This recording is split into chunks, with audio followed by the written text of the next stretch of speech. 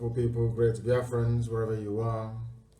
On the face of this very planet, once again, we welcome you to our live, interactive question and answer session, something that the zoo can never do.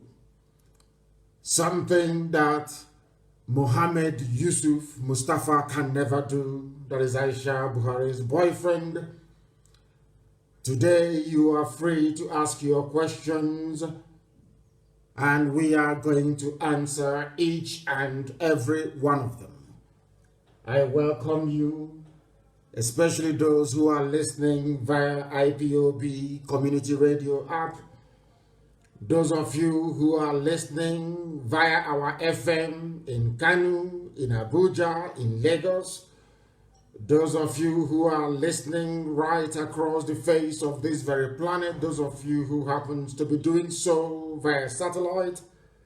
Those of you who are listening via Radio Biafra app. Those of you who are on tuning, some on Simple Radio. Some of you are also on Radio Garden. However, you have chosen to listen to us this very morning. Just be aware that this is a live presentation because the time now is 5 minutes past 7 a.m. in the blessed land of Biafra, and by the same number of minutes past the top of the hour, regardless of where you are. I welcome each and every one of you, and as I welcome you, allow me to also encourage you to welcome other people as well, friends, family, relatives, regardless of where they are. As long as you have an internet-enabled device, you should be able to participate in this very program, this very morning, afternoon, or night, depending on where you are. I welcome each and every one of you. My name is NNAMDI. I am the leader of the indigenous people of Biafra all over this very planet, the director of Radio Biafra and also Biafra Television. And by the very special grace of the Most High Elohim, a servant of the wonderful people of Biafra, I welcome you once again, please. Today is Friday, the 9th day of October, 2020. In a short while, our lines are going to open. As usual, you can reach us on Skype, which is IPOB 2020 IPOB 2020 at outlook.com. We are also on WhatsApp, and our WhatsApp line this very day I am going to announce very, very shortly. I will announce it very, very shortly. Please do try and bear with us. The WhatsApp line just for today, the line through which you can get hold of us today is +44 79 51 27 8705. I repeat, +44 is a UK number, +44 WhatsApp only, please. +44 79 51 27 8705. You can reach us on this very platform and also on Skype as well, IPOB 2020 at outlook.com. We are going to pray very, very briefly, and then after that our lines will open, and as usual, please keep whatever you have to say to within 2 minutes. Ask your questions, please, and then allow the world to hear the answers that we have to provide. We want very difficult questions. Please dispense with any form of pleasantry or greeting, please. Just give us your name and where you are when you do call us, and then you proceed to ask your question.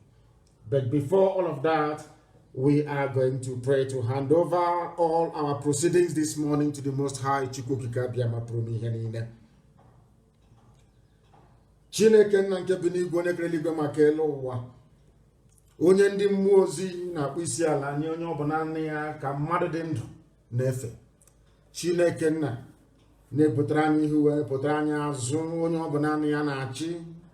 Onye ịma mma ya na-adịgide n'ime ndụ ndị ya nọrọ mgbe ebighị ebi. anyị were ihe niile nke anyị onwe anyị bụ onye fee gị n'aka n'ụbọchị nketa n'ihi na inyewe anyị ndụ n'ala nke ndị dị ndụ anyị wee na-aja gị mma wee na-eto gị na-asị gị na eze ebube dị ngọzi na ozi ọma nke dịrị anyị ka anyị wee gbasaa na-ehi ndụ n'ụwa niile. Ndị iro nọ n'ọchịchịrị aka nsị ha abawo ha ọnụ obodo ekwensu bụ zoo Nigeria nke ekwensu hiwere eze ebube dị ngọzi ọ dawo onye nwe anyị na Chineke nna anyị wee na-enye gị nsọpụrụ niile n'ụtụtụ niile na-asị na ọ bụ naanị gị bụ onye pụrụ ime ihe dị etu a ọ bụghị mmadụ dị ndụ. Anyị wee na-arịọ gị eze ebube dị ngọzi ka i wee nye anyị Biafra na mgbe nke anyị ọsọ n'ime afọ ka anyị na-arịọ gị onye nwe m ka amara gị na-ebere gị ịhụnanya gị na ọmịiko gị wezuo oke n'ebe anyị nọ ka ọ ga-abụ na ikpete mazụ n'ụwa niile gasị n'ezie na ndị dị etu a bụ ụmụ Chineke bụ ụmụ IPOB. Anyị wee na-aja gị mma n'ụbọchị nke taa wee na-eto gị wee na-ebuli aha nsọ gị wee na-akpụ isi ala nye gị na-asị na enweghị chi ọzọ ewezụga gị na-asị otuto niile na nsọpụrụ niile dịrị aha nsọ gị gwa mara mgbe niile ebighị ebi. Ise that was the language of heaven. The language of heaven. People are calling and I'm not going to waste any time. We are going to the lines this morning to go and take the calls of those who have been chosen to pursue this very effort. I have a caller on the line, please. Your name and where you're calling from, please, and make it very brief. Your name and where you are, please. Good morning. Good morning to you. My name is Amechi. I'm calling from Canada. Amechi from Canada. You're the first caller this morning. Please go ahead. Yes, I'm happy that I'm the first caller and I've been trying to reach you since. So my question goes straight to this point. Considering all the decay in our society, the level of mess in the educational system, if Biafra comes tomorrow morning, what are we going to do? What are you going to do to restore the dignity of man? I'm using this term because that is the University of Nigerian slogan.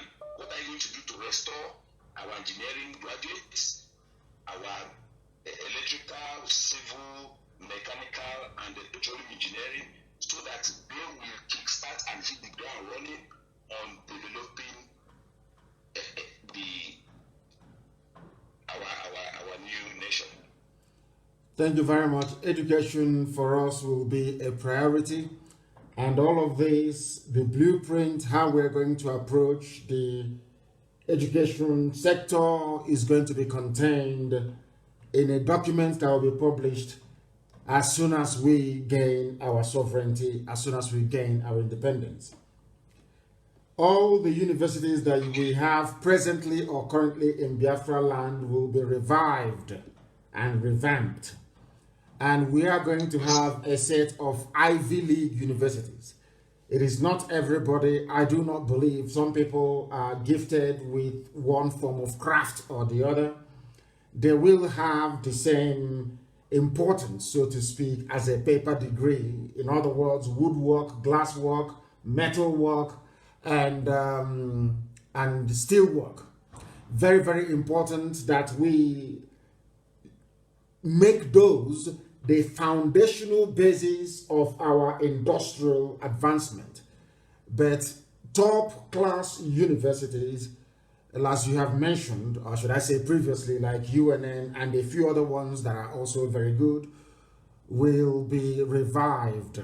A lot of money will be pumped into it and standards raised immediately to accommodate the very brilliant, brainy people that will make use of those institutions. For us, education is absolutely key. Absolutely key. It is very, very important.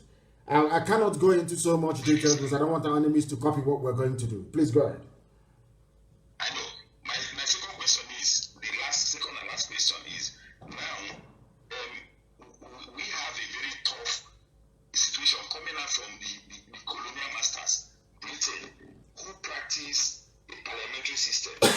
Now, Nigeria copied the presidential system, which is not even working. So my question now is, if our nation comes, are we going to adopt presidential system or parliamentary system?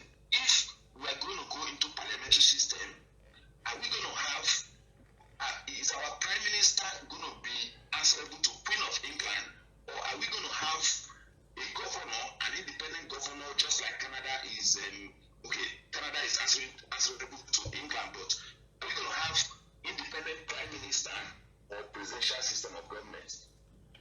We are going to have a Biafran system of government, something very unique, something very African. It is neither the British parliamentary system nor the United States presidential system. We have a hybrid, something very, very unique.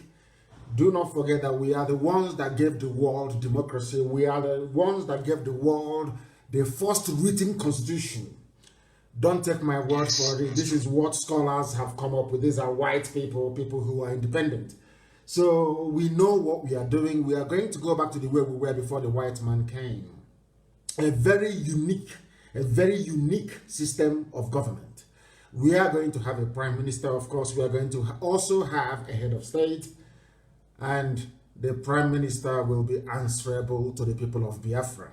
The same thing. Let's say if you have seen the Israeli system, where you have the Prime Minister Netanyahu reporting to the president of the state of Israel.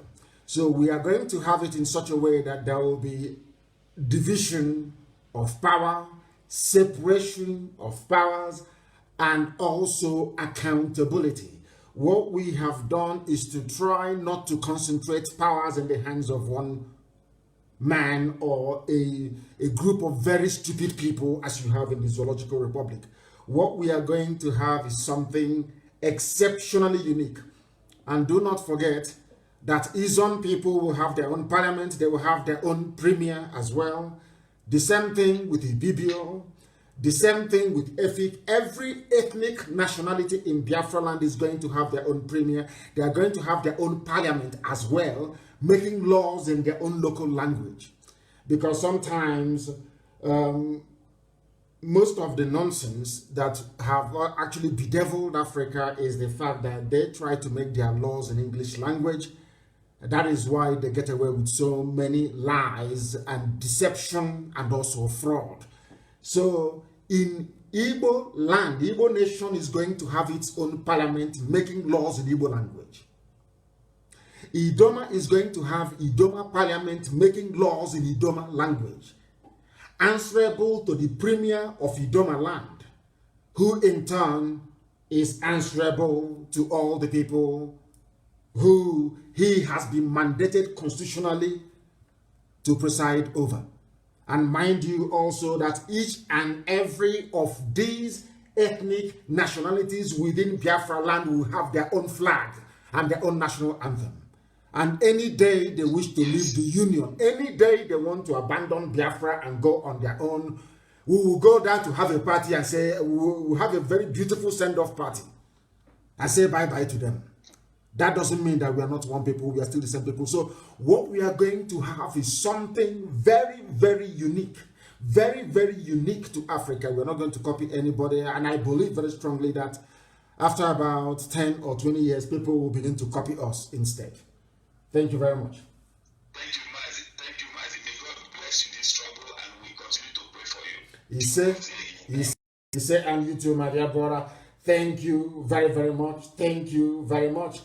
I had a caller previously on the line, but they are no longer there. So let me go again to WhatsApp and see who is there. The caller on WhatsApp, can you hear me, please? Your name and where you are, if you may.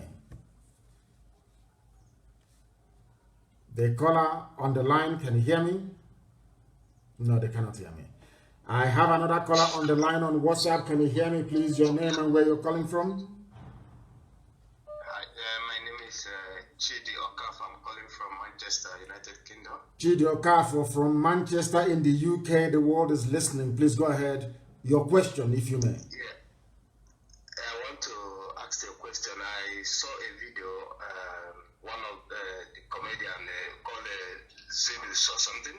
He was saying that some SAS people took him to cell, and he went there and saw a lot of IPOB members there. So he was asking is there any plan for the IPOB who has stayed in the cell for 8 months, 6 months? Is there anything that the IPOB is doing about those people that are in cell, or have they been forgotten? Do you follow the activities of IPOB? Do you follow what we do in this movement? I follow, but not that often. Then I do strongly recommend that you follow what we do very, very often. We don't abandon anybody. SARS can go behind people's back and kidnap people's children, and we don't know about it. Now that this has come to our attention, we are going to investigate it. We have lawyers on retainer. We retain lawyers across the board. Across the board. So anytime we get any information regarding any illegal abduction or detention, we go to court immediately and we get our people freed. The thing about the zoo is that Nigeria is a criminal state. It is a jungle, it is a zoo. It is a place populated with animals who cannot reason properly. That is the reason why they can take people's children and hide them from us. We don't know about it. But now that it has come to our knowledge, we're going to do something about it. Zedus or something. Zedus, he makes a comedy. He's a comedian. So I saw the video he made. I think that should be last month. So calling on the IPOB members to go and rescue this, at least in Anambra State. If you kidnap them, and because they protest, and why they Fulanis herdsmen keep those that keep people, once they come highest 2 days, they go out. But the IPOB member who protest peacefully are in the cell for over, some of them are there 6 months, 8 months now, and their family member, some of them, their family member don't know where they are there. That is what I'm saying. Look for the video and look for the video and circulate it, please. We want to see that very video. And if you have been following, and I would strongly recommend that you follow what we do, you will see our statement that was issued only 2 days ago. We made it very clear. The thing about the zoo, Nigeria, is that they go about kidnapping people. They don't make what they're doing open. That is why they have so many checkpoints in our land. You can come to a checkpoint and you disappear from the checkpoint. People don't understand why we're against all these things. People, the idiot, that very fool in New York, that idiot in New York, talking nonsense, they're giving money to the fool. These people don't know what we are passing through. That is the thing about black people, and I keep lamenting and complaining about it all the time. When you give money to a black person, they lose their senses. They no longer reason properly. These are the things that we are fighting. People don't understand the meaning of our agitation. We want freedom. We want people to be free. And we are not going to stop until we are all free. The only way to stop SARS from kidnapping people, locking them up, harvesting their organs and selling them to Indian doctors is for us to have our freedom, for us to have Biafra. It's as simple as that. Anything else is a complete waste of time. And that is why I abhor and despise anybody who is against what we are doing. That is why I have continuously said that anybody who is against what we are doing is a child of Lucifer. That person is evil. Absolutely evil. There is something I'm going to read later on this morning that was sent to me. They said an American radio host was saying in the USA about black people and the way we reason and the problem with us. The worst part of the worst part of this whole thing is that a black person doesn't know how idiotic and how foolish he or she is. They don't know. That is why you are in a country where somebody will wake up in the morning, abduct another person's child and lock them up. They don't take them to court, and you're telling me that such a system should be allowed to continue, such a system should exist. God forbid bad thing. God forbid bad thing. Let us go to this caller on the line. I have another caller on the line. Please, can you hear me? Your name and where you are. The caller on Skype, if you may. Are you paying attention? Please turn your system down. Turn it down, please. Turn it down. Turn it down. Good morning, sir. Good morning to you, please. There, well, your name and where you're calling from, please. My name is Uche Mwago. I'm calling from United Kingdom. From the UK again, yes. Go ahead, please. Your question. I'm very, very happy to reach you at this hour. And I pray that you will will bless you and guide you. You say? I have a few questions to ask. One is that Being that you have reiterated many times that you will not participate in the governance of Biafra when it comes, how will this vision be implemented if you will not be a leader after getting Biafra? Being that you as a person as well will have the right to contest fairly, and you know what the outcome will be. That's the first question.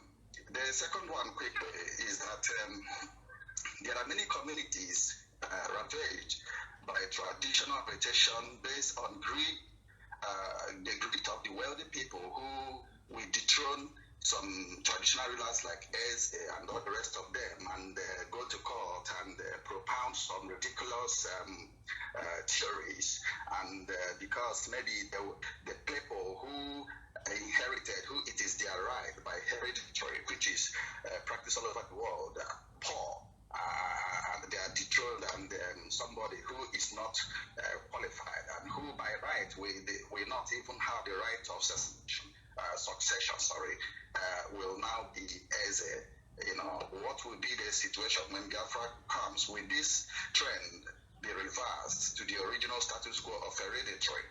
And that's my second question. But finally, will there be a grand master plan for economic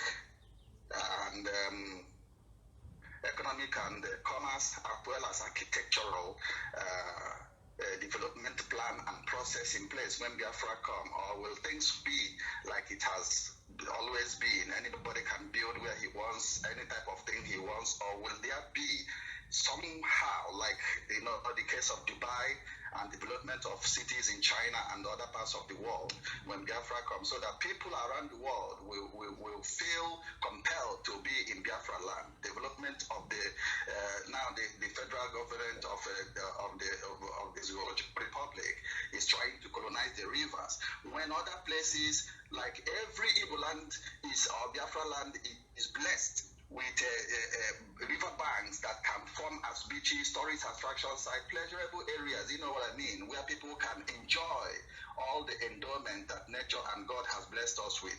Will all these things be put in place so that our place will be the heaven on earth, which I have seen the vision as well as you have, that God has promised us? This is my you ask questions. But in giving yes. Go ahead. In support of this movement, I have tapped in. I was born with the spirit of Biafra in me when I was growing up, and I didn't know where it comes from. So I don't want to divulge too much of what my project is in the spirit of Biafra is, but it's coming soon, which we go on to sensitize our people in the various languages of Biafra, because we have suffered too long. Everybody I work in low-paid job in this country is either a PhD degree holder of international repute or having multiple degrees. I myself, I have 8 degrees. Apart from the one I came with from Nigeria, I have 8 degrees in this country. And what am I doing with it? You see, so it's painful. It's really, really painful. And hearing your voice is like giving life to a dying soul, whereby we know that even if we are dying, we know that there is hope afterwards. Thank you very much. Thank you very much. And I will approach your questions this way. Number one, I do not intend to lead, because everything, or the master plan of Biafra land, the development for 75 years, is contained in a document. At the appropriate time, it will be released. And as I have said time and time again, we are going to work for 24 hours every blessed day, morning, noon, and night for 75 years to build our land. We are not janjaweed, we are not lazy, we are intellectually astute, we are naturally endowed with intellect, hard work, and dedication to duty. Those things that have stood us in good stead for very many years will be brought to bear in this new nation of Biafra. And regarding what you said about some hereditary titles and the thrones and all the rest of it, Biafra is going to be a republic, or the people will have to decide via a plebiscite the type of nation that they want. If we are Republicans and we have been saying it for as long as we have lived that we are Republicans, then there will be no title will be hereditary. Every position will be contested for and voted for, even down to the chief of police. The chief of police will be voted for by the people. So that you're not going to have the type of issues with SARS that you have in the zoo. The people must be responsible for the type of government and governance that they have. Nothing is hereditary. Nobody is going to go to a court of law talking nonsense, saying it is their turn to inherit a throne in a particular village. All that rubbish will be swept aside. We are going to run a purely Republican society. Republic. Which means that the people will have to decide what happens and who governs them. And the reason why we have spent years educating and enlightening our people is so that they go into Biafra with a type of mindset that will sustain the type of growth and development that you're talking about. Because if you have idiots there, I have said this thing before, if you have idiots there, you will have one Alamajiri, one idiot from Sokoto. Out of envy and jealousy that Biafra is doing very well, they can bring out some of the money they have looted over the years and give it to one idiot to go and cause havoc in Biafra land as they are doing.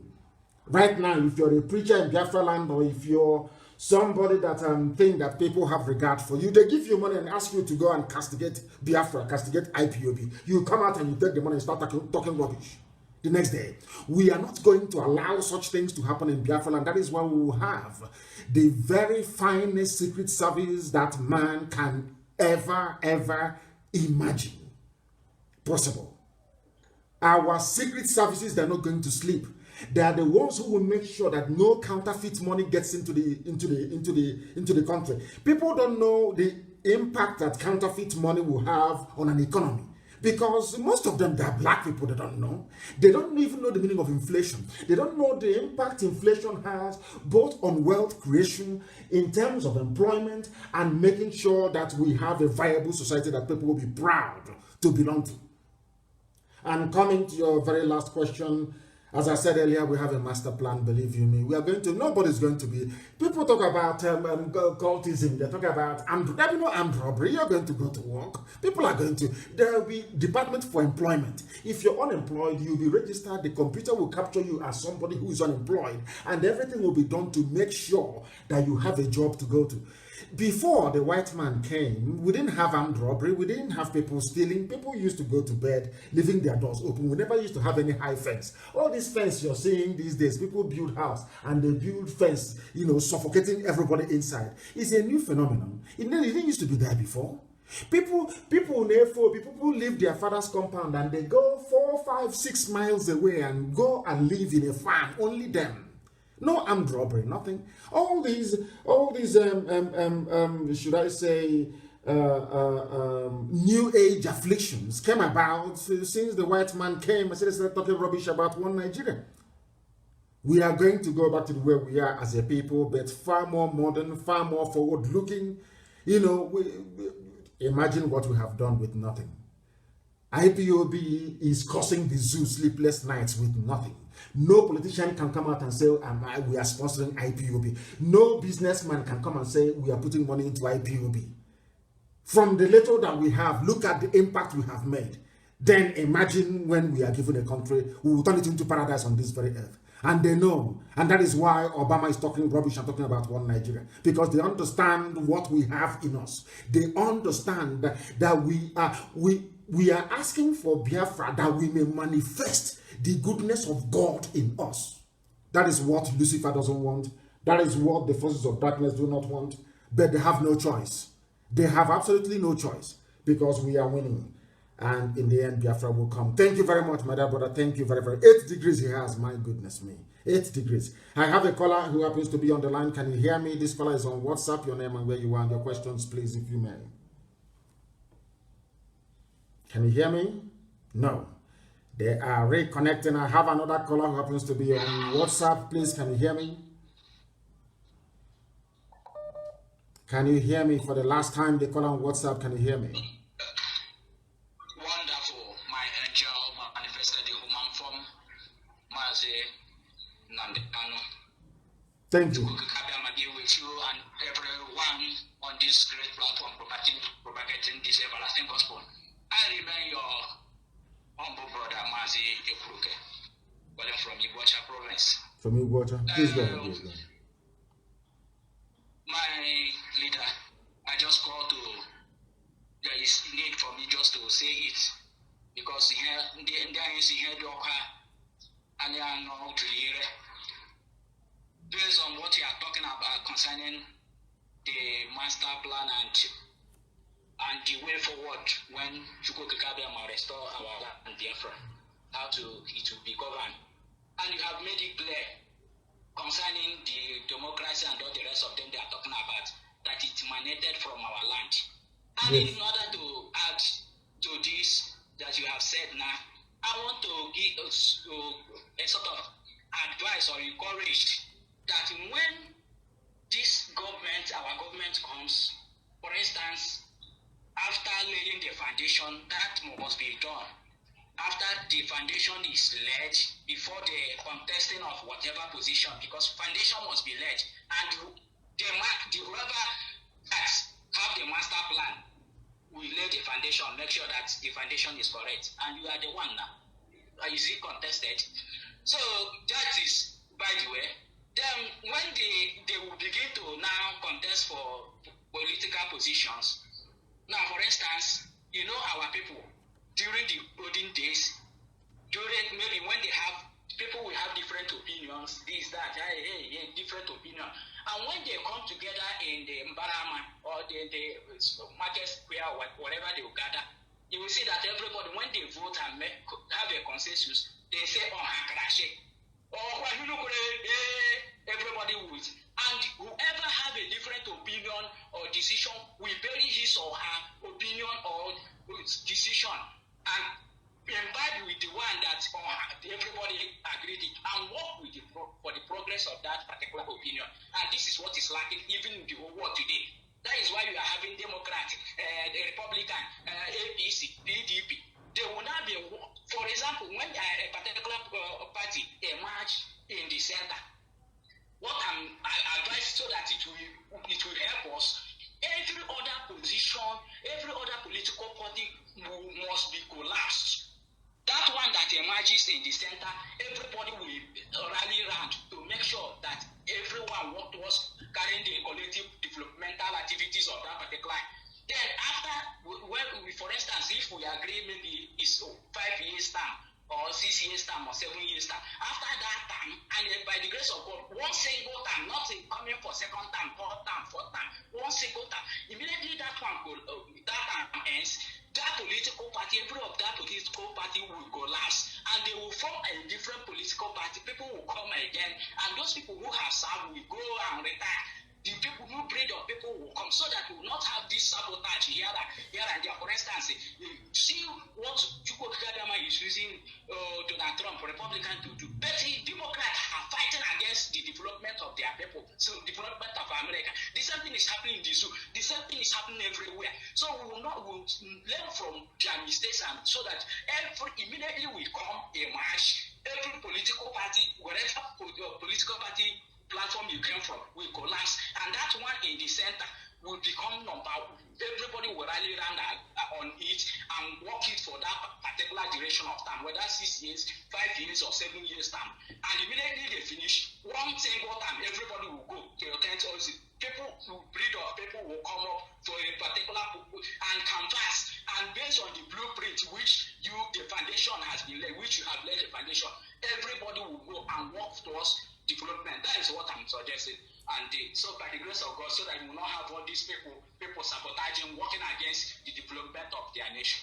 God bless you, MAZI. And you too. Thank you very much for that. A very wonderful and enlightening insight into different forms of government and how people can become more responsive to the wishes of the people. It used to happen that way in our land. The people gather in the market square and the opinions are canvassed, and the most credible opinion is adopted, and everybody will say, yes, we've agreed, and they just go home.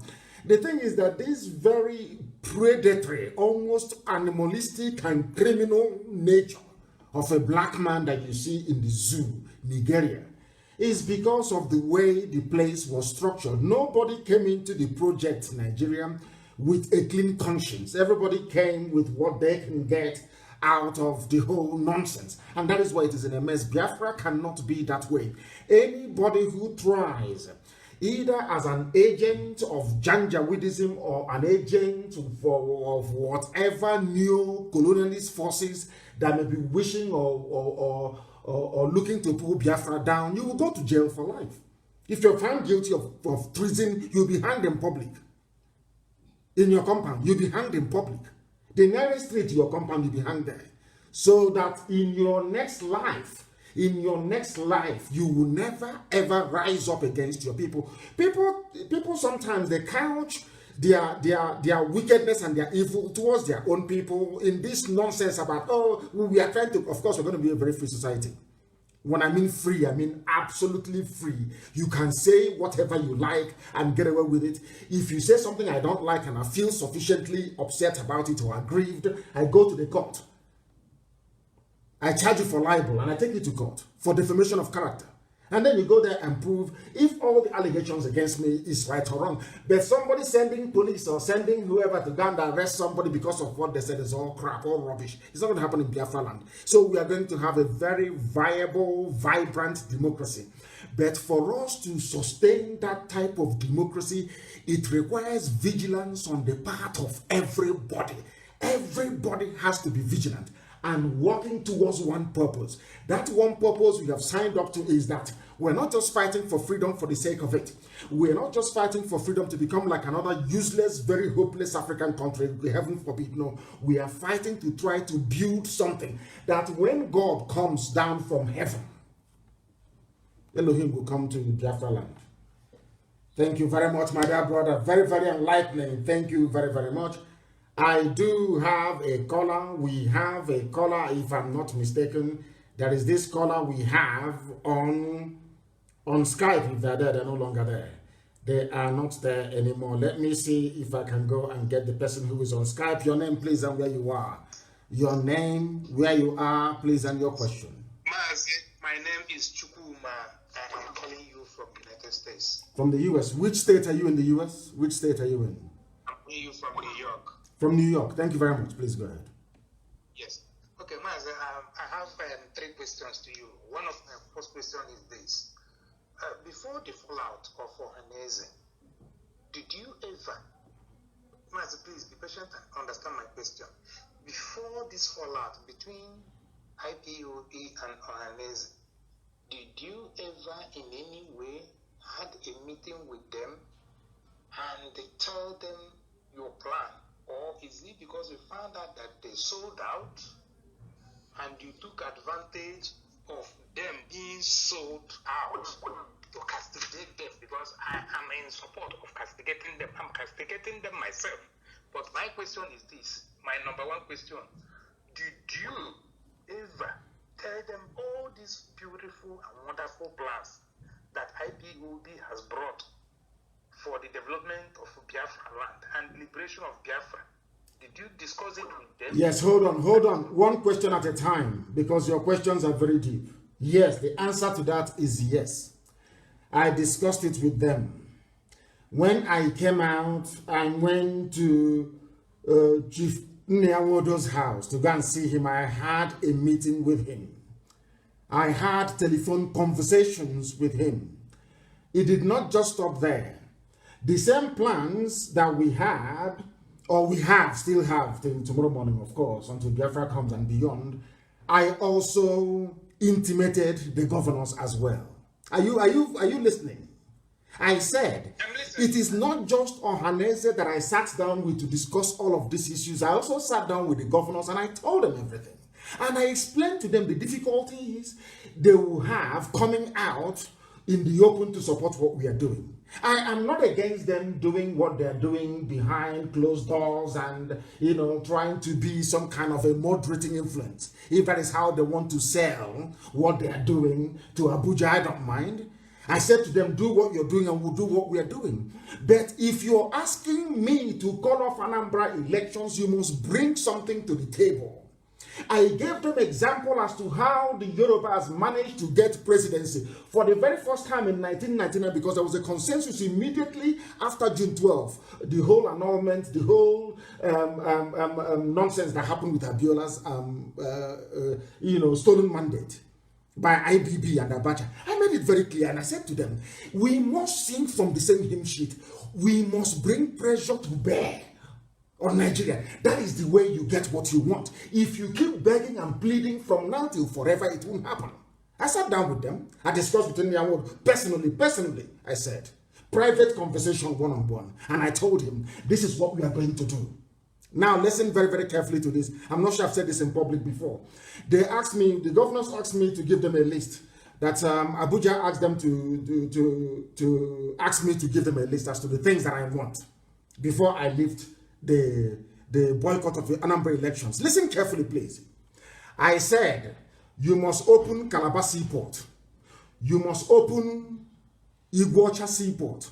You must open Warri Seaport, because there is something wrong with all of us crowding around Lagos all the time. Apapa and Tinkan. You try to get funds from abroad, or you struggle and you buy a car, you bring in the car, and the car has to go through Lagos. Why?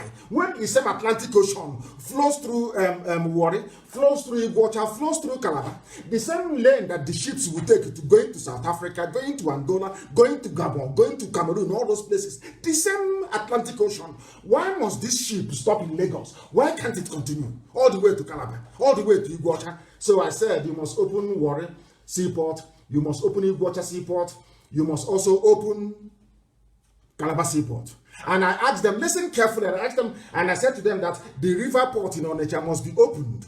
I went as far as saying that they must also build another river port in Lokoja, not to serve Biafran people, but to serve those who are in that area. We had all these things, all the plans outlined. I said to them, take this thing to Abuja and tell them that is what I want before I can call off the elections. The election boycott. You know what they did? Now, after going through all of that, because remember that then the Buhari had died, they buried him in Saudi Arabia, they were preparing Jubril to take over then. Osibanjo called them for a meeting in Asarok on the back of the submissions that I made. As I'm telling you that, call on Nyangot on the phone and ask him. On the strength of IPOB's agitation, Osibanjo called them to a meeting. Nyangot did not tell IPOB that he was going to that very meeting. They went to that meeting, they took the CV of their children, the resume, CV, all of them were going there to look for jobs for their children. They never discussed that very list I gave them to give to Abuja. And I said to them, there's some things I can't say on air, to be honest with you. I advised them. And I said, if they ask you, tell them I have to take something. Since you say we are your children, tell them I have to take something back to my children for them to stand down what they are doing. What are those things? As I have listed, I said all the industries that were closed down, all the industries that Michael Opera built, all the industries that Simon Bakwe built, that are moribund, we want them revived so that people can become gainfully employed. I asked Ohaneze and the governors, I said to them, what is the money that who stole the money that Jonathan voted for Iguacha to Enugu Expressway? Where is the money meant for Onitsha to Enugu Expressway? Who has that very money? Who stole that very money? Because Jonathan awarded these contracts twice. Now it was then I discovered that they had eaten the money. That those who are in Ohanese are the ones that ate the money. How are they go? Now the shame could not allow them. Shame could not allow them to take this very request to Abuja and argue it. Because in Abuja, they were told, but we have given you money for Igbocha Enugu Express Road. We've given you the money for Onitsha to Enugu Express Road. Why are you coming to us again? Why don't you go back and tell your children that you have eaten that money? Do you understand? Now, when they pressed me that very day at Government House in Enugu, the then DG of DSS, Daura, was in Enugu that same day. They brought their money, their euro, in white sacks to give me money. Once I call off Anambra elections, they will give me money. And I said to them, no, I don't want. I was in that meeting with the governors. They said to me that NNAMDI is upstairs, that Ike Premati is upstairs. Do I want them to come and join? And I said to the governors, no, they cannot come now. Go to Abuja and tell them this is what we want. When they agree to it, today we cannot have a jamboree together. That's one big family. That was the day they decided that we are unmovable, that they will bring the army to kill us. That was the day NNAMDI and all the rest of them ganged up and said to Buratai, come and kill them. They now held a meeting at Nikelek Resort, where they planned to kill me and to kill my parents and IPOB family members. That was exactly what happened. Your second question, please. Thank you. Thank you. My second question is this. Enyinaya Abaribe is a senator voted in through PDP, political party, whatever, I don't know. And now, Dave Omae is also a PDP member. Now, Abaribe share the same idea that the Biafrans are being marginalized, are being tormented, are being humiliated. Do you think, since you approve of Abaribe, that this Abaribe has been able to share these ideas with Dave Omae, Ohaneze, and Ike Nwusu? Because I'm hearing that name for the... No, Ike Nwachukwu. Yes, I just want to bring in that name again, because I saw a different name with that. So my question here is this. Has Abaribe, whom you have asked us with his performance and his behaviors, that is outspoken to tell the world how we have been marginalized, do you think, since he works on the platform of PDP, and the Dave Omae, who has claimed that he is the Governor's Forum, or Chairman Governor Forum of PDP, that he has shared this idea with Abaribe, or that he has bought the idea of Abaribe, of believing that we are humiliated, marginalized, tormented, killed on daily basis? That's my second question. Yes, I want to answer your question this way. In the year 2000, and Obasanjo got in 1999, after Jim Woburn and Ojo Zokalo betrayed Ekweme. I want to answer your question this way, that Abaribe is a lone voice in the wilderness. Now, the question you should be asking is, why are the governors, why is that? That other lawmakers are not backing? Is what Abaribe saying, is it wrong? That we are marginalized? Is it wrong? Everybody knows it's the truth. Now, ask yourself this question. Now, this is how I want our people to reason.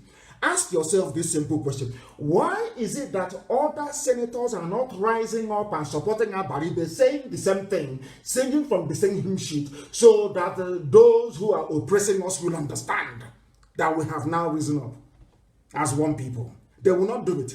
Because one person will go behind to Sokoto and say, oh, I want to be vice president, you know. Forget that thing that my brother is saying. Forget what Abaribe is saying. He's just speaking for himself. Oh, we are not marginalized. There is nothing wrong where we come from. Idiot like that, buffoon, that animal in Uyo, claiming he's a preacher.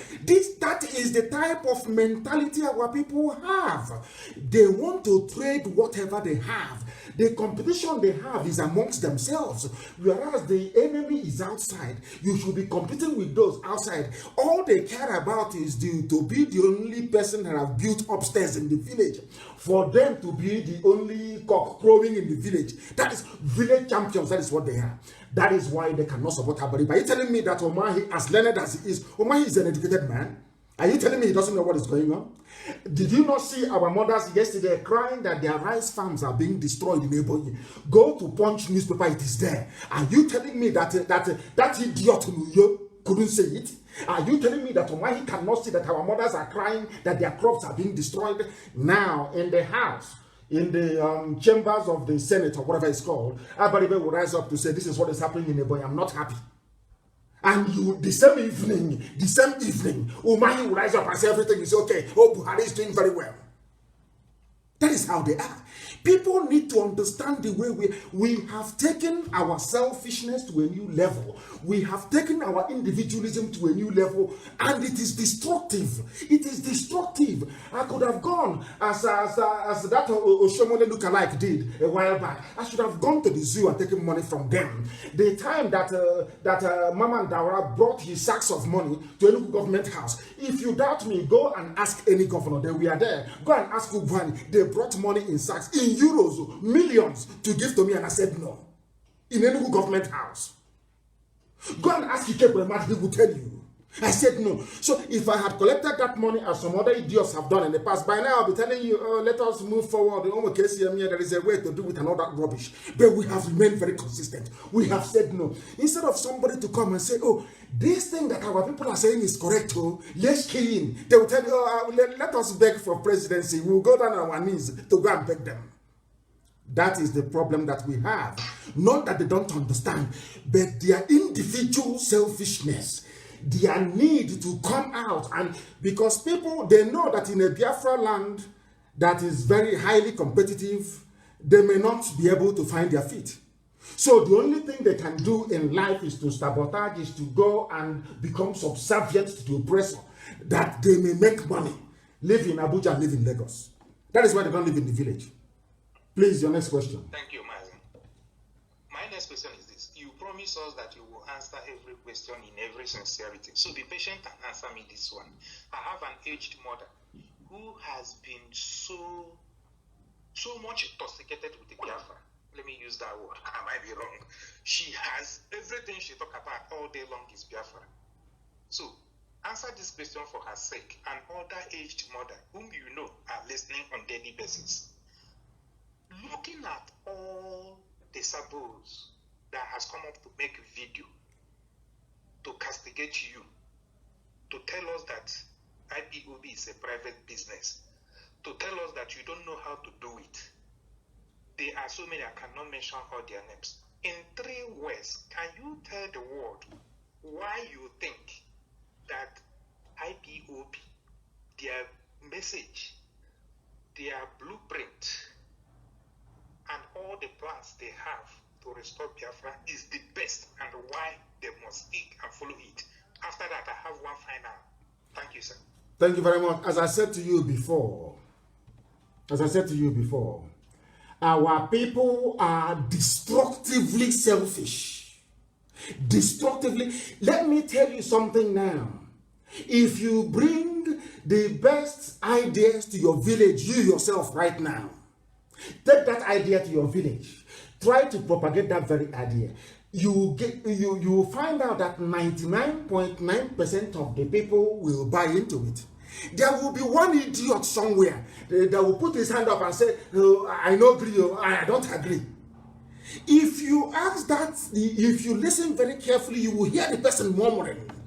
The murmur will be, oh, why should it be you? Why should it be Chukwemeka? Why not me? Not that they're opposed to what you're doing, but their only objection is that why not them, why you? And why do you blame people? People you claim that go out to go and make video, people are very hungry. If you're very wretched, touch that, and people give you money and ask you to do a video, you will do it.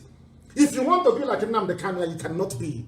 You, of course, envy will take you over. Our people are naturally disposed to a very, devastating, envious, a jealousy that can kill. Why do people poison people in the village? Why do they poison people in the village? Is it not envy? What have you done to the man? Somebody traveled abroad, your parents suffered, scraped, saved, did everything, sent you abroad, you studied and you came back, and somebody wants to poison you. What have you done to them? Nothing. You've done nothing wrong to them. But they want to kill you because you are not. They want to be you. They cannot be like you. We are the only people that come out and millions come out without paying anybody to do so. We are the only people that command the largest mass movement on the face of the earth. If that does not attract envy and jealousy, what else can attract envy and jealousy? I ask of you. So people will spend their time trying to accommodate people who have been eaten by envy. Sorry, sir. As simple as that. Go ahead. Tell my aged mother why your message to liberate Biafra should be the best for her to follow all day long, as she has been following you. There is no other way. As people should translate in English. It's because of this very message, our consistency, our unbribability, our uncompromising nature, the fact we are never ever going to stop until Biafra is restored, the fact that this very promise from God Almighty in heaven must be made manifest in our time, the fact that only IPOB, I repeat and I say it with every sense of conviction and purpose, it is only IPOB that can restore Biafra, nobody else. Tell them that is what I said. Do you know why? They don't have the, listen, they don't have the discipline. They don't have the dedication. They don't have the sense of purpose. They don't have at all this very idea that everything sacrificable needs to be sacrificed to get Biafra. They don't have it. Give them money, they start building hotels. Tomorrow morning, all these idiots that you claim who are talking, including the idiot New York, give them money, you will see they have relaxed. They build upstairs in the village and they have arrived. No, our own is the promised land. When Yeshua was praying and said, let thy kingdom come on earth as it is in heaven, Jesus Christ prayed that very prayer.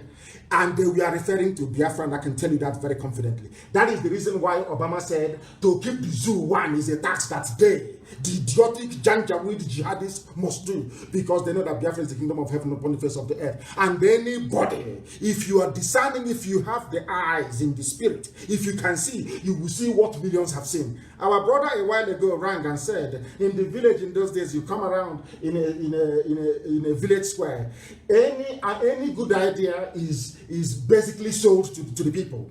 And the people will say, behind this idea we stand. Go and ask people anywhere, who is that very person?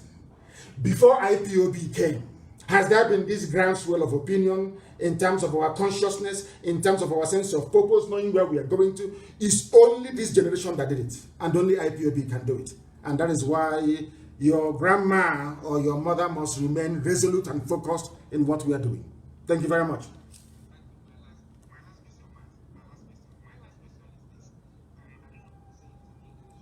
Sorry, please hold on a second. This is your last question you said. Please hold on. Yes, go ahead. My last question is this. That is, if you consume more, that means you defecate more, something like that. How do you plan to compensate? How do IPOB plan to compensate people in Aba, Onitsha, Owerri, and then for the lives that has been lost in agitating for Biafra? They have been going out for evangelism. Other people, these are matters that need to be very careful, because I have not seen protests about Biafra in Calabar. I have not heard about anyone in New York. I have lived in all these places, I'm telling you. I hardly, if not for the one IPOB initiated, seen anyone from the indigenous people in Ejo, you know, in Bayelsa. I've been to Yenegoa before. I've not seen anyone. By the indigenous Efik people, I've not seen them. Now, look at Aba. Indigenous people in Aba have stood up to tell the world we are being humiliated and marginalized. Aba people have been killed in Onitsha. They have been killed and massacred in Asaba. Sometime I heard about that, but these days, no. Then, my question to you is this. Would there be a kind of a federal law, even if any province, as soon as Biafra comes, to compensate these people that has given this much, in terms of anywhere an Igbo woman is admitted in a hospital for maybe delivery, no bill. Any child between the age of 1 to this, because we have given much and they know it. It is not in, I have not seen a fake people gather. We are a fake. We are agitating that we are being humiliated, we are being marginalized, we are being tormented, we are being killed. I have not seen a job people, even the so-called Ikwere people, the so-called South of South in Ikwere and other area, even Ogoni that looks like the Ogoni, which language, you know, I will answer. Allow me to answer, my dear brother, so that others may be able to come in as well. And you have asked very searching and intelligent questions, and this very last one is also amongst them. People, did you read about our media head in Akwa Ibom being arrested? Do you know people have been in detention in Akwa Ibom since February of this year? And they are not Igbo people, they are Biafran people. They are Ibibio, Efik, and Anang. The thing people must understand is this. It is not in the interest of Zoo newspapers, those based in Abuja and Lagos, to let the whole world know that the entire Biafran family is united in this very effort. Which place is now more formidable than Iguacha? Aba is very strong. Onitsha is very strong. And I said last week, if I'm not mistaken, that they will always occupy a special place in our heart. It is not about individuals, it's about the mindset of that very place. And as I have said time and time again, Onitsha, Aba are very, very key, because these are huge commercial hubs. If you get these two areas, you know that our people are compliant. So they will occupy a very special place in our hearts forever and ever. History will remember Aba, will remember Onitsha, will remember Iguacha. And I am sure you said you have not heard about people protesting in all these places. And I keep reminding everybody what happened only 4 years ago, or should I say 3.5 years ago. People have forgotten that in 2015, when I was arrested, people walked, they trekked all the way from Ebanke in Abo, all those places. People say, oh, we're not Igbo. People came out of their houses and walked on the road. They did not take any transport. They walked all the way to Enugu for a rally. It was on their way back that they blocked the head bridge of Onitsha for 4 days, asking for my release. I have said this many times. It doesn't... People, there are places in so-called Igbo land that is more quiet than Ibibio land, than Efik land, than Anang land. But we know that not everybody is just like going to a war. Not everybody enlists as a soldier to go to war, but they are fighting under the banner of that same country that they love very dearly. The same way that not all of us, you don't expect all of us to come out at the same time. Some will be praying. Some people have to pray. Some will be pouring libation. Others will be offering moral support. Some people will be doing the cooking. You don't see everybody at the same time. But I can tell you that it is raging. If you go and see the number of IPOB families that are being set up every day, you will be astonished, I'm telling you. And in places that you least expect. Forget all the idiots that come out on the pages of newspaper to be talking rubbish. On the ground, we are in control. On the ground itself, IPOB is everywhere. We are in control on the ground. So don't bother yourself, my dear brother. And thank you very much for such searching and intelligent questions this very morning. Thank you very, very much. I have a caller who happens to be on the line. This caller, give us your name and where you're calling us from, if you may. That is network permitting, but I can see you're calling us from a part of the zoo and it is not connecting. And how come that is not a surprise to me? It is not a surprise to me for the very simple reason that that very place is not working. That very place is not functioning. I want to also use this very brief opportunity to congratulate Ngozi Okonjo-Iweala on her appointment with the WTO. I want to congratulate her. That is a very big difference between us and Alamajri that went to ICC court and he came last. Ishak Bello. He came last. Ngozi Okonjo-Iweala went and came first. That tells you all you need to know.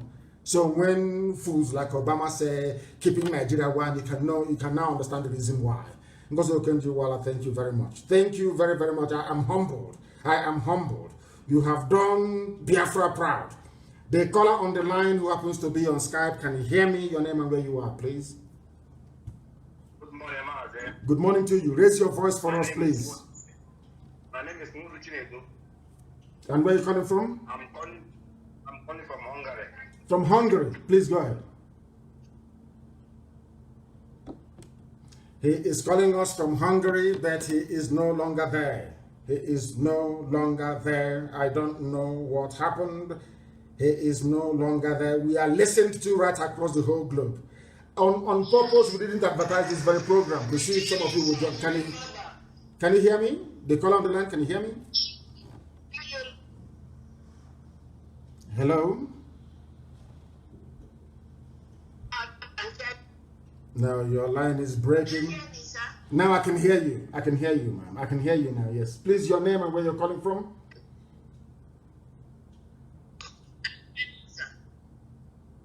Yes, please go ahead. Okay, sir. Good morning, sir. Good morning I'm to you. Evangelist Susan Dike, calling from Biafra land. Thank you. Please, sir, I have a very important message for you. Please call me, sir. I will. I have a very message. I will. Thank you, sir. I will call you. Thank you. Thank you very, very much. Thank you very much for that. Thank you very, very much. I have another caller on the line. This caller, can you hear me? Hello. Yes, please. Raise your voice for us, please. Your name and where you are and where you're calling from. Maazị Ogua. Yes. This is caller from the sky. Yes. Yes, Good you. morning, sir. Good morning to you. Okay. Maazị, my names are Yes. And where are you calling from? Maazị, I'm calling from Port Elizabeth, South Africa. Port Elizabeth in South Africa. Please go ahead. We are all listening. Go ahead, please. We are listening.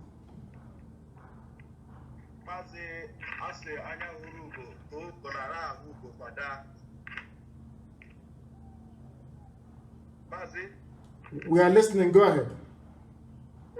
Maazị, thank you so much for taking my call. Asị anya hụrụ ugo to ugo, na ahụ ugo kwada. Please, Maazị, we have run out of name to call you, but I call you Ugo Biafra. I call you the man that God has sent in our time. Thank you so much for the good work you are doing. Thank you. Maazị, my question this morning is like a contribution or a question. I've been in South Africa for a very long time, for a while. I've never seen all the history that you've been teaching us. That after getting independent, you will step aside. The mindset of our people will take a long time for them to come around the way we want it to be. So I am pleading. There's a lot of questions that I could have asked, but something that has been bothering me is that I wouldn't want you to go all these years. I know there's a lot of capable hands that can do this, but there's no capable hand like you. Please, lead us few years into our independence. Direct us and make sure that all this your work doesn't go in vain or fall into the hands that we Biafrans would not love it to be. I am pleading. It's just an submission that I'm making to you. You have to listen to the voice of the people. Because after this whole struggle that we are in now, and you say you're not going to lead us into the few years. Nelson Mandela was there for so many years. We've been in prison and so many years, and he came out. These people give him a mandate. Lead us into this freedom. If you're going to be the president, somebody else can be the prime minister, so you can direct our affairs. Because, to be honest with you, it has taken over 100 years that Britain have damaged the way we reason. It has taken a long time for all we are doing now to just come after 10 years. That's like I used to say this to so many people in South Africa. South Africa is going down is because it takes 300 years to damage their brain. And for them to come around, it needs somebody like MAZI. It will take us another 50 years in order for we to come around. But if you lead us into 5 years or 8 years, after our independence. Then by then, our minds set. I know Biafrans are very, very, like we travel all over the world, we're all over, and we're all going back. I am preparing to go back. And MAZI, please lead us into the first years of our independence. I am pleading with other voices of Biafrans, pleading. Please, when we get our independence, lead us. So another thing that I want to say is, please, MAZI, consider me to be one of the hundreds that you're talking about. My name is MAZI Chukwudi from PE. My coordinator is MAZI Chukwudi. Thank you very much. He said, thank you very much. You're very kind. Thank you very, very much. Thank you very, very much for that. Thank you. Thank you very, very much. I have another caller on the line. Can you hear me, please? This caller on Skype. Can you hear me? Good morning. Good morning to you. From Hungary. Yes, from Hungary, yes. That was why I took your call, because I saw the picture. Yeah, go ahead. Yes. MAZI, please, my question is this. When are we taking our agitation, our protest to the streets of London, America, Canada, Australia, and let us spend days the way we did it at Orange Head Bridge. Let us spend days on the streets of all these states, of all these countries in the world, so that they hear our voice, they hear our cry. This bothering me. I really want this.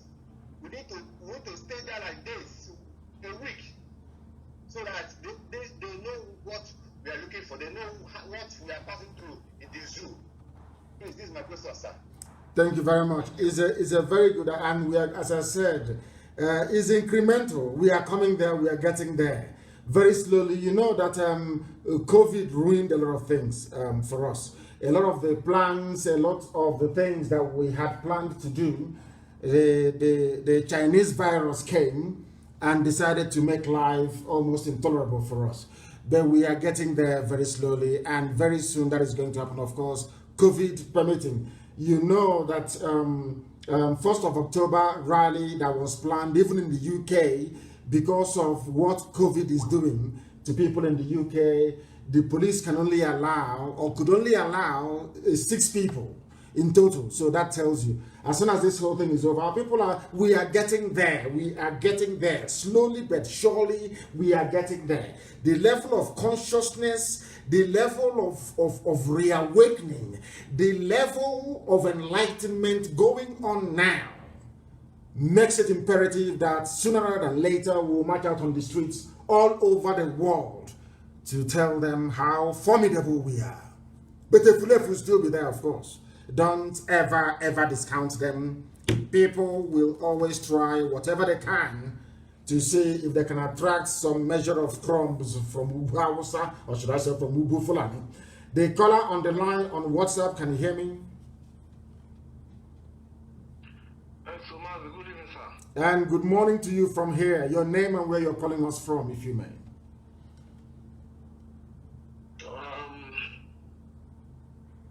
My name is Kelechi, and I'm calling from Australia. Kelechi who? What is your father's name? Anosike. Anosike. Thank you very much. Please go ahead. Kelechi Anosike, go ahead, from Australia. Go ahead.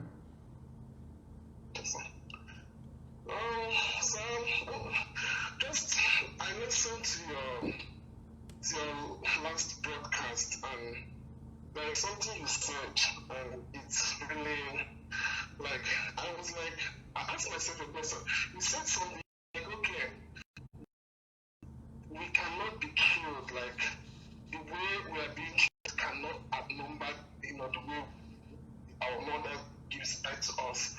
But I'm like, if it is this serious, why is it not like an open war, so that the whole world will know that this is actually going on?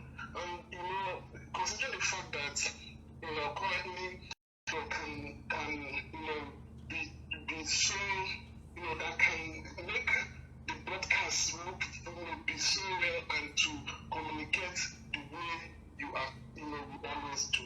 If there is someone else that you can groom that can be so much effective to that will be so much effective. Yes, I I think we have lost you there, but I do understand what you're saying. First of all, when the time comes, the world will know everything we are doing it in a planned, in a measured form. You know that the trauma of having lost the last war in 1970 affected our psyche so much that, you know, basically we had generations raised in cowardice. People that felt that having lost a war, that we should not attempt another one, forgetting that life is about agitation. Even when you're in the stomach, when it is 9 months and you're in the stomach, you start agitating to come out. If your mother refuses to yield to your agitation, she will die in the process. Every 9 months, a child starts to agitate to come out. So that is the way it is. What we have done or what we are continuing to do or will continue to do is to preach this very gospel, is to make sure that we are relentless, that we are resolute, that regardless of what comes our way, that we rise to the challenge. Because there are bound to be frustrations. Even Lucifer himself cannot be quiet, and you're building the kingdom of God on the face of the earth. Of course, the devil will be very upset with you. That is why we must remain resolute. That is why we must remain consistent. That is why, no matter what happens, we must remain doggedly determined to restore Biafra. That is something that you ought to know, please, my dear brother. And about getting somebody to take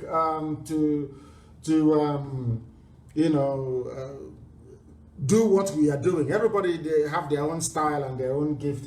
And I do believe that we have people, and there are many more people who are coming up, and you will hear from them in the coming days and in the coming weeks. Sometimes you should make it a point of duty to make sure we listen to Radio Biafra all the time.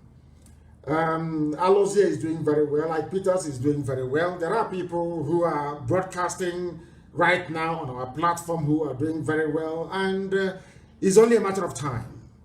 Then you will see what they are made up of. Thank you very, very much for that. Thank you very much.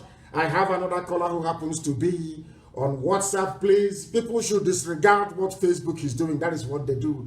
When they feel that there are too many people who are listening to us, they bring in their little problem, and then they reduce the number of people. It's all rubbish. They know we are more than all this type of garbage. We must continue. That is the meaning of resoluteness. It doesn't matter what your enemies do. You remain consistent in what you're doing. The caller on WhatsApp, can you hear me, please? And thanks for waiting. Your name and where you are, please. Good morning. Good morning to you. My name is Shady Audible from Ihala. I come from Austria. From Austria. Thank you very much. Please go ahead. Yes. Yeah, please. I'm very grateful to hear your voice today. And I just want to congratulate you for the good work you are doing. We are all grateful for you, you know. So my question is that I heard the way you were saying that every ethnic group in Biafra land should have their own parliament and decide and make their laws for themselves. Of course. Yes, that is a very good plan, and the blueprint about Biafra is very, very nice anyway. But what I'm trying to ask you now is every ethnicity having their own language and make their laws in their own language. I deem it fit that it will be a nice thing that we will pick up a language in Biafra land that every ethnicity will be able to learn in school to make for all the citizens of Biafra to speak a unique language. That is one. And furthermore, I'm very grateful for your explanation between you and the Ohanese and some of our politicians in Biafra land, the meetings that people held in Enugu State, how they wanted to buy beer, because, you know, why I'm saying this is that, you know, some people might be asking themselves, why is it not KANU always insulting these people? But they deserve the thought, because they're supposed to be in forefront of telling the Fulanis that what they are doing to their children is very bad. But instead, because of the earthly things, they choose to take money and forbid their children, so that their children will be trampled upon by the Fulanis. So this is the things I just want to discuss with you. Thank you very much. Thank you very, very much. I'm not insulting anybody. What I'm saying is the truth. If they had done what they were supposed to do, then there would be no IPOB, would there? If all these people had gotten themselves organized in the past to fight for our people, to fight for the downtrodden, to fight for the poor, of course everybody is very poor anywhere, unless you're in Abuja stealing money from somewhere, then there will be no need for what we are doing. But they see what is going on. I'm just reading now as part of the commentaries here on Facebook that a woman was hacked to death yesterday in Anambra. You see such a thing and you keep quiet and you claim you're a leader, you claim you're sociocultural, whatever, you claim you're apex this and apex that. What utter garbage is that? People, I don't know where we got all these stupid ideas from. Somebody is occupying a position, maybe as a traditional ruler, as a politician, and is a leader. Because of that, you will see the idiot wallowing in idiocy, and you keep quiet. You say because they are holding a position. What sort of stupid position is that? That is why you are there in the first place, to protect the interest of the people. As a caller asked previously, have you not heard what Abaribe has been doing on the floor of the Senate? Has he got any backup? You see that he said they're doing very well. Nobody should talk about marginalization. You're not being marginalized. Everything is okay. But you're living in Abuja. Now that erosion is carrying everybody away, even Madonna in Okeja. Madonna in Okeja is about to be cut off from the rest of the world. What is going on? Doesn't mean we don't have engineers who can fix it. People see evil and they support it. I said to people every time that this very generation of IPOB, we are not like any group of black people. If you go to all over Africa, you see collection of black people wallowing in idiocy. They cannot provide drinking water for themselves. They are waiting for UNICEF. They are waiting for Oxfam. They are waiting for Save the Children. They are waiting for Action Aid. These are grown-up people. It cannot be that way in Biafra land. We shall take responsibility. The same thing today that we know that Facebook is doing every blessed time that we come on air. They try to do their nonsense. The fake problem, the technical glitch to be suppressing down the number of listeners. Do you think that we are going to allow Facebook to continue in Biafra land? Of course not. We have to find our own. That is how life is. People must understand that this very generation, this very period that we're living in is about time for people to stand up and be counted and remain on the side of the truth. The thing with black people is that they are so foolish. They think sometimes that, let me be an opposition voice at least. That way my name could be heard. You know that stupid monkey, the way that a baboon reasons, that is how they reason. But not this IPOB. We shall speak the truth every blessed day. Every blessed day we shall speak the truth every day.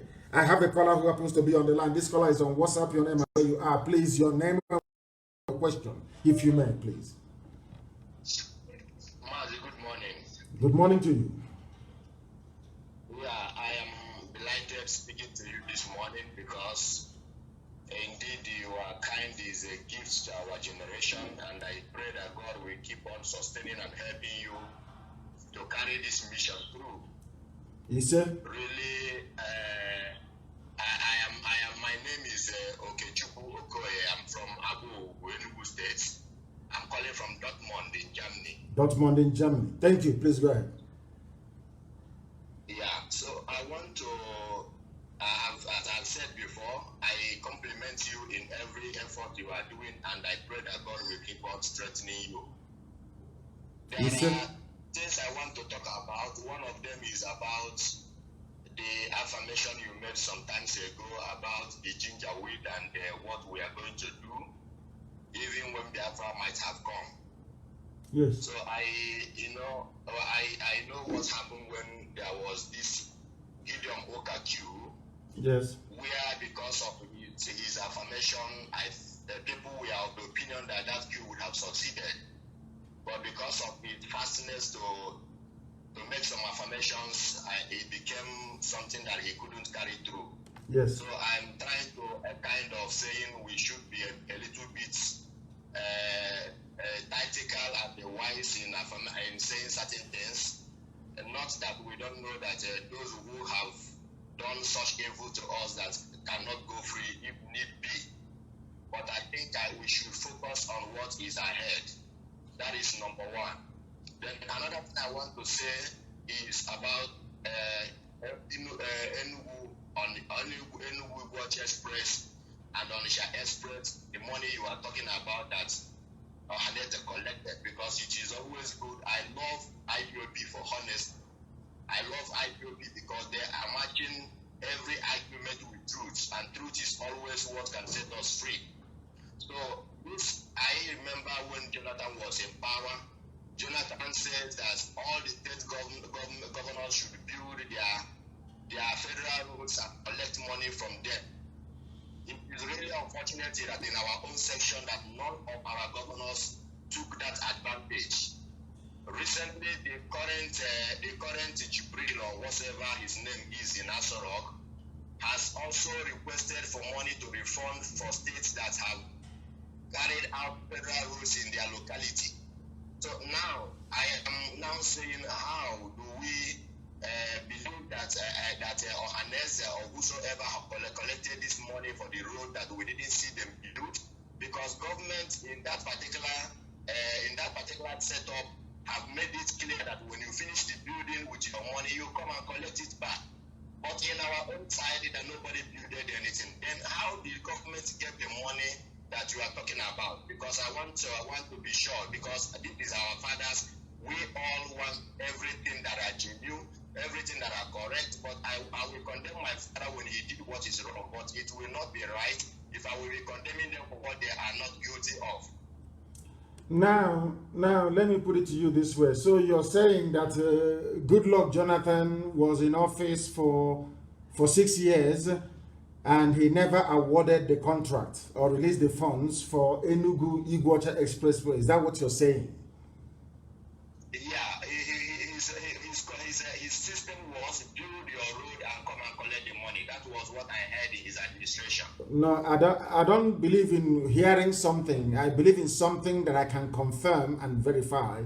If you know anybody working... I had it directly from Jonathan himself. I had it directly from Jonathan in interview. He said all the state governors build the federal road and come and collect the money. Simple. That is what he said. So if our governors fail to take that advantage, I don't see how Ohanese that wasn't what happened. So what you're saying to me, that hold on. Let me correct you, please.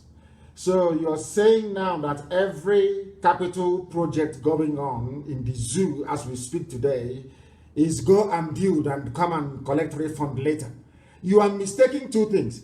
The governments of the zoo have been saying, if you spend money on federal roads, come and take it back. And I want you to send anybody to Federal Ministry of Works. I think it's where Fashola is, the man of darkness. Send anybody there. Let them go and bribe whoever is at the gate. Go and bribe somebody to bring out the files for you. Just tell them that you want to know the status of Enugu Watch Expressway. Tell them there's something about Enugu Onitsha Expressway as well, they will tell you. And then lastly, I know who gets the money for Omuaha Uwere. You know the road that passed Trimbis?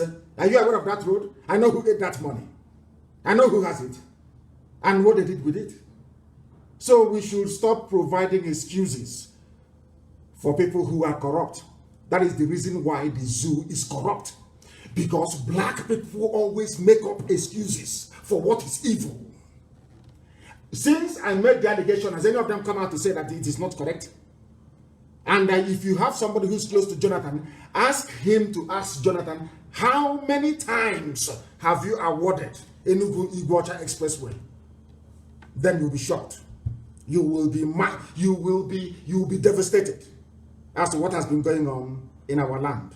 So we know all these things very well. Do you know how many times they ate the money? Onisha, Owerri. Ask anybody who lives around there. Ask them. Obasanjo had to literally cry and scream before they built Owerri to Onisha. Are you aware of that? So which state governor built Enugu to Onitsha? Which governor built Owerri to Onitsha expressway and collected money from federal government? If what you're saying is correct. I think it was in the case, if I'm not mistaken. He built it out of rebellion because he wanted to prove a point. But later it became norms. Thereafter, others, Jonathan said others can build and collect the money. My brother, you are wrong. Whoever stole our money, listen, whoever stole our money is going to bring it out. I love respecting my elders, but I am not a fool, and anybody that misbehaves, I am out for capital punishment. I don't care whoever that person is, because we don't deserve all this darkness and evil we are seeing in our country, in our region. Yes. But what I will not stand is it can never be right for us to stand and say that somebody that is not guilty is guilty when he's not guilty. No, that's why I'm saying what I have given you the facts and the figures. And listen, they did not build any Owerri. So Ngige built Onitsha to Owerri. Built it all the way to Assumpta Cathedral.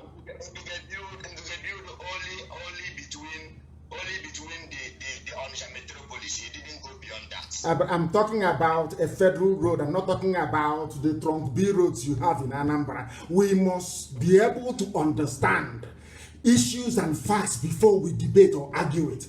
Ngige built roads, P2B built roads as well. We understand that. NDDC under this man Onyema, I think his name is Onyema, he built a lot of roads as well. A lot of little feeder roads connecting communities. I am talking about federal awarded roads.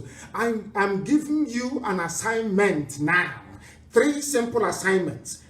The number 1 assignment is how many times did the federal government of the zoo award the contract for Owerri to Onitsha? I said how many times? That is your number 1 assignment. Number 2 assignment, send somebody to the Federal Ministry of Works. Let them give you the file. I don't believe in hearsay, what somebody said, interview. I believe in facts and figures. Tell them to give you the file of Enugu Iguacha Expressway. You will see what happened. Then also ask, whilst you're at it, ask them a simple question. When was the last time the contract for Enugu Onitsha Road was awarded? And then lastly, also find out how many times Owerri to Umuahia Road passing through Mbisa has been awarded. Then you'll be shocked. We don't come out here to say what we do not know. What we give you are facts and figures. That is why this is the finest university on the face of this very earth. Because we speak the truth always, even if it leads to our death. You must understand that. But I do also accept what you're saying. People must not think that we come here to level accusations or cast aspersions. That is what they will say. That is what they always say. There are certain people in Federal House of Representatives, in the Senate, that ate the money meant for our roads. And when you finish, you will understand the reason why. Have you ever asked yourself the reason why Onitsha Head Bridge is a public-private partnership, whereas they are building their way to Niger Republic? Have you ever asked yourself the reason why? Why Jonathan could not finish Second Niger Bridge? Have you ever asked yourself the reason why? If you know it, these people, as you see them, you will hang all of them. If you see them, you shoot them. If you know what we know, if you see them, you will kill them. You won't insult them, you will kill all of them. That is what you do. Ask yourself, if they are not compromised, are they not using that same road? Why are they not talking? If you go through Enugu Onitsha Expressway, you will see is unpassable. You as a lawmaker, thank you very much. Have you asked yourself, that politicians come from these areas, why are they not talking? Because they have shared the money. They have shared the money. Or else, what is your job? Your job is to go and represent the people. And the roads leading from one part of your constituency to the other is not passable, and it's a federal road. It is a federal road, and you cannot talk. Hey, come on. That tells you all you need to know. But I do accept your points that you have made. And thank you very much. I remain very resolute and determined. Thank you very, very much. We have another caller who happens to be on Skype. This caller on Skype, can you hear us? Hello? Yes, please. Your name and where you are, please. Hello. My name is Paul Omubiko. And where are you calling from? From Barcelona. Thank you very much. Please go ahead. Yeah. Omadike, words are not enough to say thanks to you. So now, my question is, we know already about the saboteurs, Ohaneze Ndibo, Eastern governors, and every other person. So, my question is, Bianca Ojukwu, what is her contribution to this struggle? When you answer me, then I have another question. She's very strong and very resolute, and you know how our people are. If the wife of our leader were to be too forward and come out every day and leading this very fight from the front, some of people will also come up and say, oh, is it this family that we have come to suffer? All the time it is them. Oh, they took us to war and they have come again. You don't know how that our people can be very, very devilishly vindictive. She wrote a statement about what happened at MN, the killing of IPOB family members there. She wrote very eloquently. And I believe that right now she is conducting herself very well and providing counsel and advice the best way that she can. Thank you. Go ahead. Another question is, we have seen these people from Uyo, and we know that the religious are the people that cause our problem in that contraption. So, now, Jesus Christ, he prayed, he said, let thy kingdom come, and he was referring to Biafra. Yes. And Biafra is the only kingdom in this world without a king. Yes. Then, Nostradamus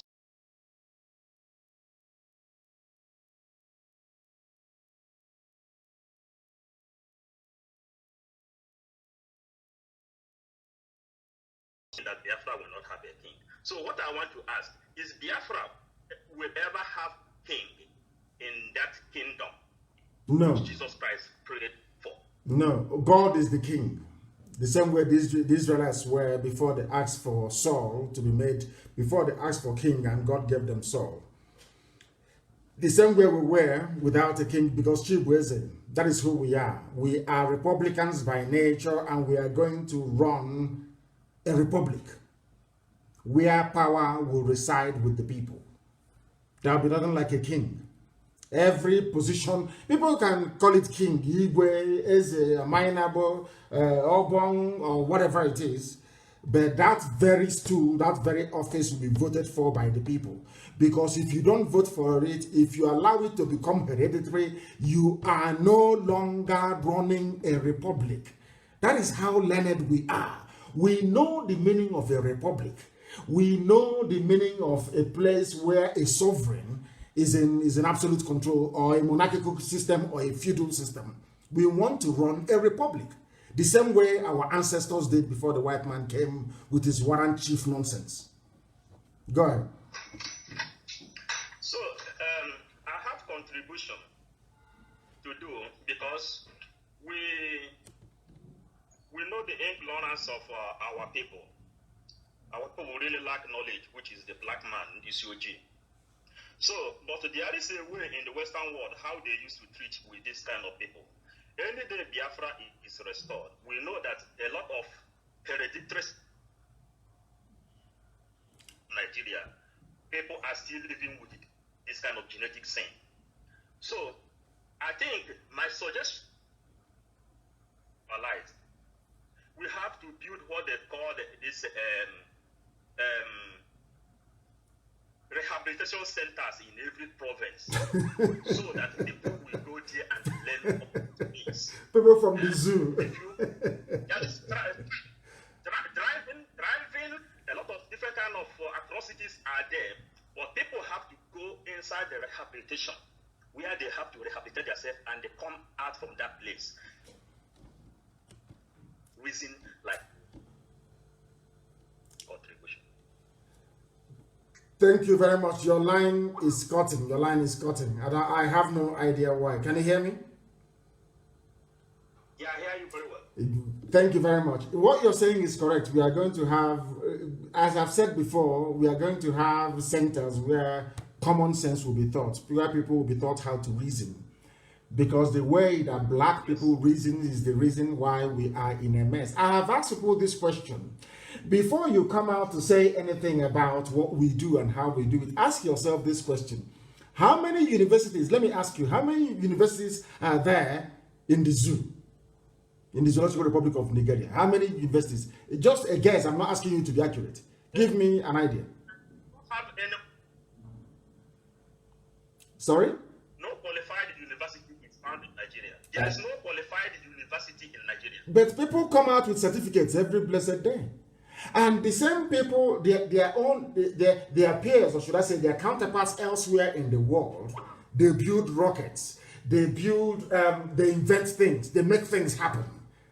The same graduates that you have the same number of graduates. In fact, let me make it the whole of Africa. And what is happening? Nothing. People graduate and they have no jobs to go to. People are unemployed. People are scavenging. You finish school, you go and buy keke napep. And you're telling me that you're normal as a graduate. So you're telling me that your parents suffered and scraped and sent you to school to come out and be driving keke napep, and you are not ashamed of yourself. And some of these people, they come out and they are supporting those who have made their life a misery. That is what I don't understand about black people. That is something that it defeats me. I cannot understand it. Elsewhere in the world, there will be a non-stop revolution until things are done properly. But you will see somebody who is a graduate after going to school, of course, after doing courtesy in school, coming out and is now driving keke napep. And he will go and buy a second-hand Chinese phone and will be using it to defend those making his life a misery.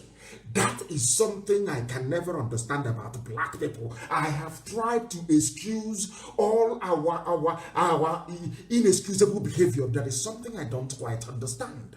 Why would you defend politicians who have made your life? I can't for the life of me understand it. But it's only black people. And that is why we are black anyway. Something very, very deviant about us. Very sad indeed. I have a caller who happens to be on the line. This caller, can you hear me? Hear me? The caller on WhatsApp, can you hear me? Or is the WhatsApp line jamming again? Unbelievable. I believe it is. I believe it is jamming once again because the calls are too numerous. The calls are too numerous. The time now is approximately 13 minutes to the top of the hour. 13 minutes to the top of the hour. Let us go to Skype to see who is there. The caller on Skype, can you hear me, please? The caller on Skype, can you hear me? Good morning, MAZI. Good morning to you. Please give us your name and where you're calling from. In statues, to be honest, that's a debate we're going to have in Biafra land. I don't believe in statues at all. I don't believe in it. That in North Korea, and I'm taller than the Statue of Unity in India. Once I become the president of Biafra. Thank you. Please go ahead. Sir, you have to appoint the first president yourself because you keep talking about the brain of black people. You cannot underestimate stupid people in large numbers. If they vote the wrong person, maybe somebody that is making videos that want fame, I want to eat money. All those, it's our turn, evil mentality of a black man. All those stupid greedy men, blind men, both old and young. Sir, you have to appoint the first president of Biafra by yourself. I want to ask you a question. Go ahead. What is the requirement for bidding to bid for the president of Biafra? I want to know the requirements. Acceptability by the people. The people will have to choose, because our job is to educate and prime our people to be able to tell us who can make their lives better, and also to have the conviction to remove those people should they perform very badly. These are the things we must be able to do. Once we have a system you cannot read, because if you read elections in Biafra land, you'll be hanged. Is death penalty. Now, if we have a system whereby you cannot read elections, that the will of the people will prevail, I trust that the majority of Biafrans always and at all times will be able to make the right choices at all times. So if the people accept you, then you can go and serve them. You're not going to rule anybody. You are going to serve, because if you don't perform very well, they can recall you or remove you from office. So all you need to do, starting from today. Sorry? Sir, God told me to give Biafran electricity. God told me to give Biafran electricity, not NEPA. I'm talking about 24-hour electricity. Electricity that is like oxygen. Are you an inventor? Did you invent anything? Did you invent, have you invented anything that can give us electricity without burning fossil fuel? Have you developed anything that can give us electricity? Solar energy from the sun. Very good. Now we welcome you to try and make that available as soon as Biafra is restored. Thank you very, very much for that. That is what we would like to hear. I want to know the requirements. Because I am capable. I pass all the requirements physically, spiritually, educationally, mentally, historically. Then you don't need to convince me. You don't need to convince me. Go and convince Biafran people when the time comes. Pray for Biafra to come first of all, and then you put yourself forward. All these, your credentials, will be scrutinized then. It is not left for any electoral commission to be talking rubbish. Our people will choose those that will serve them. And I genuinely and honestly believe that you will do very, very well. I believe so. The caller on WhatsApp, can you hear me? I can hear you, sir. Good morning, sir. Good morning to you. Please give us your name and where you're calling from, if you may. My name is Okechukwu Augustine. I'm calling from France. From France. Thank you very much. Imo State. Imo State. Thank you. Thank you. Please go ahead. Yes, sir. This is my first caller on this platform, sir. I've been following your program, watching what you are doing concerning our struggle, sir. Thank you. Continue to guide you. Yes, Anybody that want to plan anything against you will use the head to carry it, because there is nemesis on the ground. Yes, of course. I know. Both the saboteurs and the rest of them. I've been watching all of them on Facebook. Different talks they are talking. There was a program I told Ikenga about in South Africa when Ikenga was in the program. I told Ikenga, forget about all these people. Leave them alone. Anybody that is digging pit or somebody that did not dig pit for him will fall inside that pit, and that is how it is.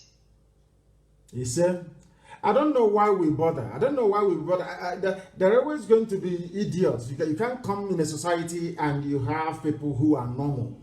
As I have said before, the primary driver of the instinct of a Biafran is jealousy.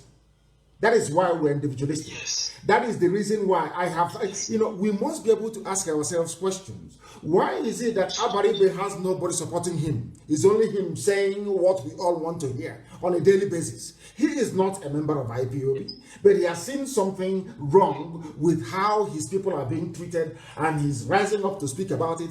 No other person will ever rise up to say, I support what Abaribe is doing. It's out of jealousy. Look at him every time. It's only him that they eulogize. It's him that they adore all the time. It is in the nature of a black man. I have said this thing before. I have all my orientation, so to speak, I got from England, for instance. When I got to England newly, There used to be a program called the $64,000 question. Then after that, after many years, they now have the Who Wants to Be a Millionaire and all these quiz. If you see the way that people, you don't know the person answering those questions or attending to that very quiz, everybody wants them to win. And you get to work in the morning and you'll be wondering, and I spend time wondering, thinking to myself, why is it that white people, anytime we get to work, they'll be saying, he made a mistake or she made a mistake, I wanted him to win, I was rooting for him. And they are not even related. Compare and contrast that with the behavior of black people. As you are about to be asked the question that will give you $1 million. Hey! Oh my goodness, oh why not me? Oh dear God, he's not going to get anything. So tomorrow he will be a millionaire. And I've asked you before, why is it that when people are successful, you have another person from another compound looking for who to poison from that family? That is how black people are in this UG. Black, that is how they reason. That is how they have evolved. They have, listen, we have not genetically. Please go ahead. My leader, there is something I want people to know. That is the story of Jesus Christ and Judas Iscariot. Jesus Christ was not recognized when he was in the midst of people. It's when Judas Iscariot went and collected bribe from these people, and now there is no way these people can discover Jesus Christ. When Judas Iscariot now went to Jesus Christ and kissed him, that is when they discovered Jesus Christ. But at the end of the day, as he betrayed Jesus Christ, how did he end up? These people are inconsequential. What you're saying is absolutely right, and I agree with you completely. But I believe that we are spending inordinate amount of time discussing people who are irrelevant, quite frankly. And the reason why we discuss them is because, as I have said before, for us, gossip sells. It is part of that, a culture of gossip and recycling things that are irrelevant. What we must do and what we have done in the past and must continue to do is focus on the task of restoring Biafra. I have said this thing before, and allow me to also say it again, and I'll ask it by way of a question. During the war, are you telling me that Fulani soldiers did not impregnate certain women to give birth? Of course they did. You must understand that. Why is it that a sizable chunk of Anioma is saying they are not? Their parents are from Fulani Janjaweed. That is the way it is. So people, you cannot expect somebody that Fulani man fathered to name or more, then you want him to come and support what you're doing. Of course, he will support his parents' people. Of course, he will support one Nigeria. He will do everything he can to make the zoo viable. And that is what we are saying, that you shouldn't be paying attention to people who are non-entities, people who are inconsequential. I have a caller on the line. Do I have that caller? No, I don't anymore. I don't have that caller. We have come, or perilously close, I would say, or should I say in a nice way, we have come. Please go ahead. Yes, sir. Okay, sir. Please, I have 2 or 3 questions to ask you, but I want to follow you answer a little bit question for the guy that called and said their mother in the village are listening. They want to know why IPOB is the people to actualize Biafra. I have just 1 minute to put a little explanation on that. First of all, they're supposed to know who started Biafra for the first time. It's our leader from Anambra. He carried the cross, and the cross the letter become so weight, he dropped. The second person came up from Imo State and carried the cross. At the time, he dropped. Now, the third person has come. Our people say, so you have come up to carry the cross, and you have chosen yourself to carry and to bear the insult from many people. That shows that IPOB is the people to restore Biafra for us. Are you with me, sir? Loud and clear. I can hear you. Loud and clear. Okay, the whole world is listening. Okay, sir. Now, he has to tell their mother in The person that liberated the children of Israel from Egypt is a first son, like you. I'm a first son also, I know. And God have a covenant with every first son. You have gone with that covenant that God has, even no matter how upon how deep the sins of Cain is, but God did not kill Cain because he has a covenant with the first son. So as you have come up and carried this cross, it is only the simple way to address our mothers in the village that there's no any other person that can give us Biafra apart from you at the forefront with IPOB. That is my contribution on that side. Then to my questions, I want to ask you, a governor in my state, Anambra, he said that the life of a Biafran worth of $1,150, and let me say $1,200. If a Fulani man killed a Biafran man in Anambra, that Fulani will pay $500,000. Please, I want you to tell us how much is our life worth? How much is a life of Biafran worth? That is number one. Number two, as a police officer or as a security officer in Biafra land, can I be able to train my child or my children to up to the secondary school or university level? Because I know in the zoo, a police officer cannot take his child or their children to up to the secondary school level without indulging himself or herself in an illegal or bribe or whatever, and talking of university. So as a security officer in Biafra, are we going to be able to train our children up to university level? I will answer you. Then number three, in the zoo, most especially in the southeast, in Biafra land, we don't have a standard hospital that has helicopter. They have their number that if you call on emergency, they will come with their helicopter to rescue life, because this is one of the reasons people are dying carelessly. Before you can be able to travel from where with the bad road and pothole and whatever, the person will give up.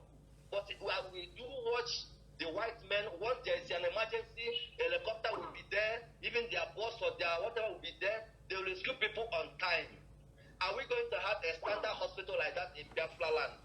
Thank you very much. Finally, sir, our political leaders today, all these called Ndoshi, all these are the so-called elite or whatever they call themselves now.